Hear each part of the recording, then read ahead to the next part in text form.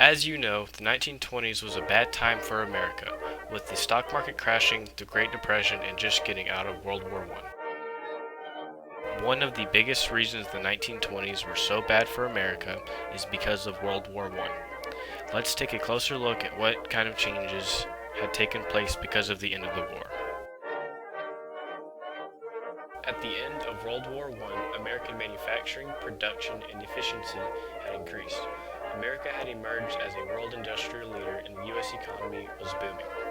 On the other hand, you had the Red Scare and the fear of communism. Along with the Red Scare, the introduction of Prohibition led to the rise of organized crime, gangsters, overall increased violence, and massive political corruption. Traditional American values were challenged during the Roaring Twenties. A few of the ways that they were challenged are the Red Scare, union strikes, growth of Eugene Debs' Socialist Party, which had spread fears of a Russian-style socialist revolution. Another way was the demand for illegal alcohol, which led to a rise in smuggling, moonshining, and organized crime. The 1920s also impacted the economy and the way people were entertained.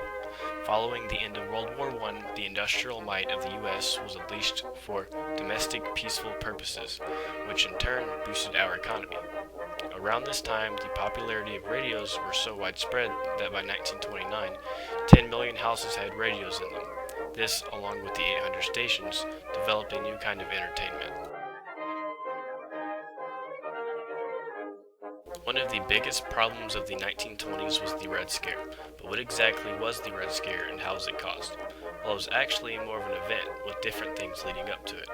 An influx of immigrants and dissidents, particularly ones who embraced communist, socialist, and anarchist ideals, were feared by America during this time.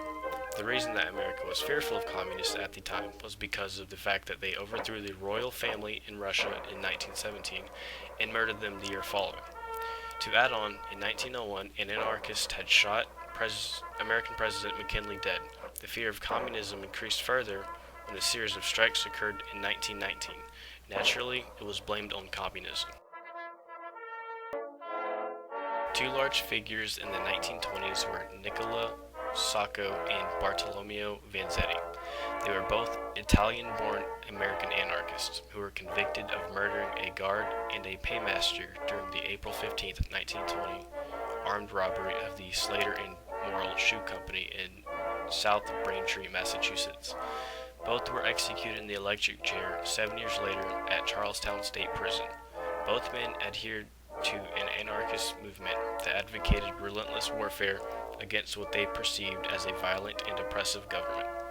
The two were also believed to be the followers of Luigi Gallieni, an Italian anarchist who advocated revolutionary-style violence, including bombing and assassination.